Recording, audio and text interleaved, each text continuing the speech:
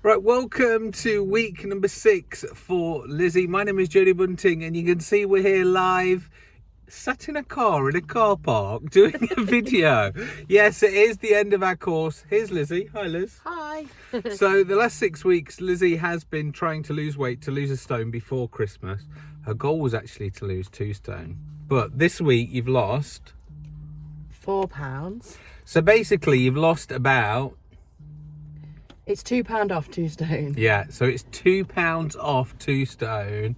Round of applause. We've got Will in the back. Cheer, Will. Hello.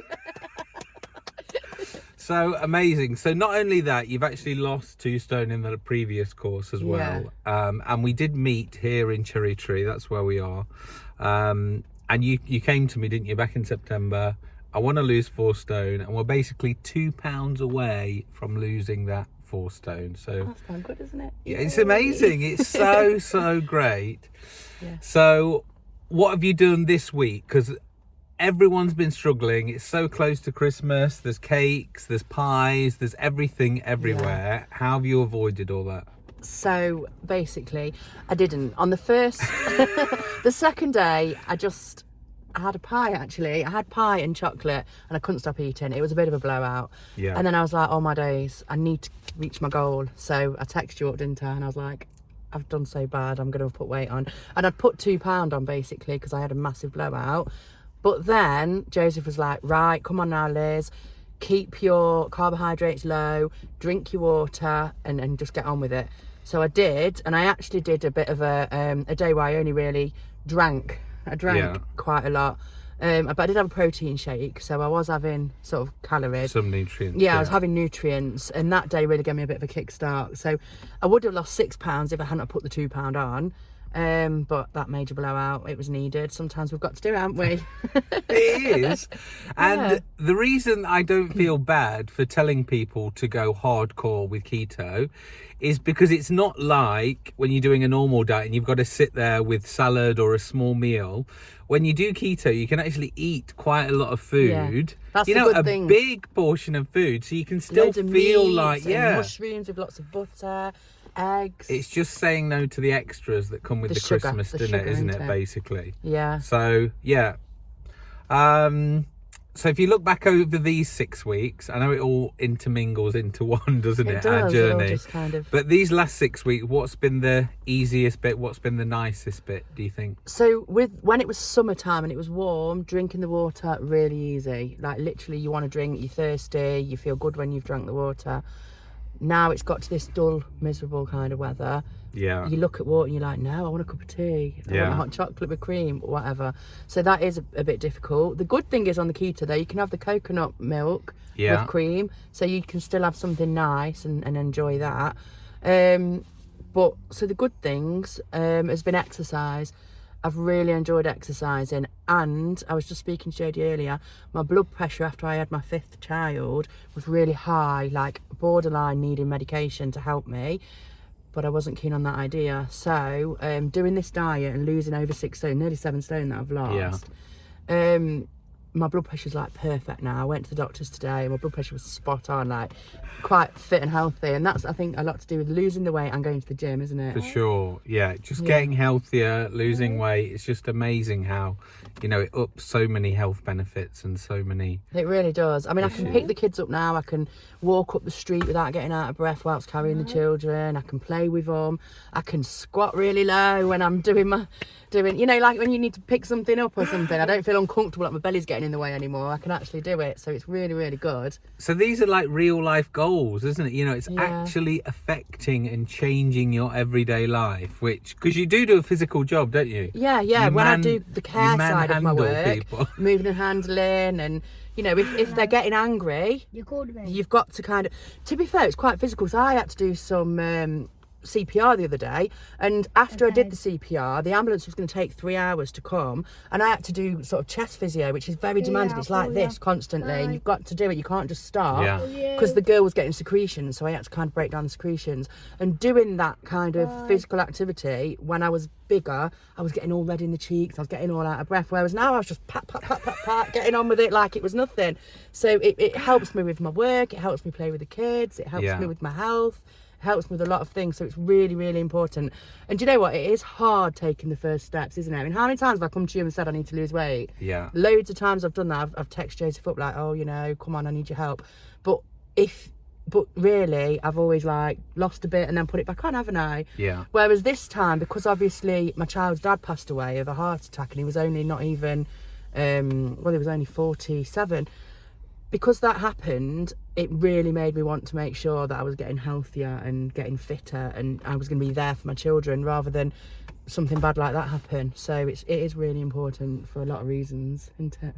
Because it almost gets monotonous, you know, this voice that we hear constantly, you've got to lose weight for your health. But when somebody dies, you know, it's literally a smash in the face. It brings it home. It makes it, oh my God, no, this is real. This is real stuff. He was a big bloke. He was, you know, he struggled with his weight. He did try and lose weight. He was on a lot of heart medication and stuff. Yeah. And then I found out about my blood pressure. I'm thinking, oh my goodness, no, I can't have this, not at my age. I need to be making sure I'm healthy for my children. Yeah, he had the sleep apnea, didn't he, William? But the sad thing is, he was active though, wasn't it? He was very active. He didn't just sit at home and eat. You know, he had an active job. He worked full time. You know, you would. You know, he was an active person. So it's so sad just to see him go like that. But this is it. It's great that you've been motivated by it. Really. Yeah. So everyone, for the new year, it can be, I know we always say, oh, new year, we're going to lose weight, but really, really make it a goal. Get Joseph to help you because he's ever so good. You know, you can have blips along the way. You can chat to him. He's there, aren't you? It's all good. So let's talk a little bit about keto basics and for beginners, because a lot of people have seen your weight loss. Mm-hmm. They've kind of tried keto and they just can't get on with it. So the problem is with keto, and this is one thing you've got to remember, once you have something that's not keto, so once you go over your sort of 20 grams of, 15 grams to start with, of carbohydrates, you're going to put weight on because you're eating fat and you're eating protein, which is really high calorie food, but you don't put weight on. When you eat fat and you eat protein, you lose weight completely. You can't put weight on because nothing gets stored. It goes in your body uses it up, and it comes out the other end, and it's all good. But the minute, so if you've been really good all day and then at night you decide you're going to have that piece of chocolate, it takes you over your allowance for carbohydrates, you've blown it. You're going to put weight on that day then. So that is the key. If you're going to do keto, you've got to stick to it. Now, you can have treats because there's keto bars you can have and things with a little bit of dark chocolate. And that's okay. That's fine in moderation. But actually, if you can get past the first 3 days, because the first 3 days are the worst ones, aren't they? Yeah, where you get a headache. Up your water. Your water's so important. And you know you feel thirsty because the food you're eating, they make you feel thirsty. So that's a really good thing. You're going to drink because you're going to want it. But if you can just get through those first 3 days and be properly focused for them 3 days, use your the app, MyFitnessPal, because I find logging it on that, it keeps you on track. It keeps you checking. If you've had a bad day, you can see where you went wrong, and then you can learn from your routines. And eventually, you won't even need that. You won't need to use that. Yeah. But it's a really good tool to use, and it doesn't cost anything. So use it sort of on the free one. It's fine. But once you get past them 3 days, you don't even crave anything. You don't crave sugar. You don't want to eat anything bad because you know what? You can see the weight loss. You've probably already lost 4 pound, 5 pound. You see the weight loss, but also you feel motivated, but you feel full as well. So the other problem is when you're doing the keto, make sure you are eating. I found it at the start. I'm not hungry. I don't want to eat. Oh, I won't bother. Now that's no good for you. That's bad for you. And that's when you'll start to fail. So you've got to kind of make sure you are eating regularly, or you're doing your intermittent fasting. So you're having your 2 big meals, but nice, all that nice, like cooked breakfasts, steaks, mixed grill, really good food, bacon, gammon, the lot, making you feel really full. You don't want anything else. It's really good. But also having your little bit of good carbohydrates, so like your mushrooms, your tomatoes, your broccoli, your cauliflower. Like cauliflower cheese is great, isn't it? Yeah. So, because there are days where you do get sick of meat, and something like cauliflower cheese just is refreshing. It so breaks it's not it all just up. about meat, because people do think that. Yeah, and vegetarians can do keto as well. Yeah. There is like vegetarian ways, so there's like your beans and your nuts and your things like that, which are all nice protein and nice high fat. So it is quite okay if you are vegetarian.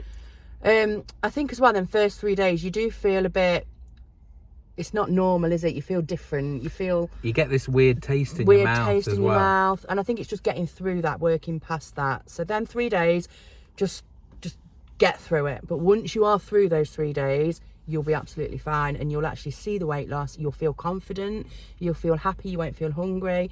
And then it's just keeping up with your water intake and keeping up with eating enough calories. And then at one point you do find that even on the keto diet, it does start to slow down a bit, doesn't it? Yeah, you hit plateau. And that's when I started to introduce the intermittent fasting. Yeah. Or the 1 meal a day, because you're not hungry. You don't need to eat. You don't actually feel hungry. It's fine. It's great. And you just have that meal at 11 o'clock, 11 a.m. and then your tea at 4, 5 o'clock. And that's it. It sees you through the day. And I was losing loads of weight when I did that. That's when I was losing £10 in a week. So that's a really good thing to do. But don't start off doing that, because you do that when you start to plateau. That was the other thing I was going to say as well. You know, some people just can't do hardcore keto. So I think for some people, it's better to do low carb to begin with. Yeah. And then again, when your weight loss starts to slow down, this is when you can try really hardcore keto. Yeah. Great. Right. So we're almost 8 stone down then this year. What's next for Liz? So I've changed my goal to 13. Because I used to feel, when I was a teenager, so this is when I used to weigh 13, I used to feel so good. I used to be like, just great. Because my BMI is still 34. So I'm still obese, according to my BMI. Bear in mind, I was 46, nearly 48 at one point. So my BMI was massive. So now, but I'm still in the obese section. So I just want to get into that healthy BMI section. And I know BMI is a dodgy one, isn't it? Because it's all to do with muscle mass and stuff like that. But you know, the doctors still use BMI. They do. You know, the NHS use BMI, so it is actually a really important factor. You know this with your clients. You know, everything medically is on your BMI. So actually, it's not such a bad, unless you are a bodybuilder or something like that. I actually think to stick by it. Yeah. So I want to get down to below 30 for my BMI, which if I was 13, I would be in that range. So that'd be quite good. I still consider a tummy tuck, just because I've had 5 children, I've had C-sections, and I have got that horrible bit on my belly. But I have been doing some research, and it is saying that the more weight you do lose, actually you can tone up that belly, and it will work.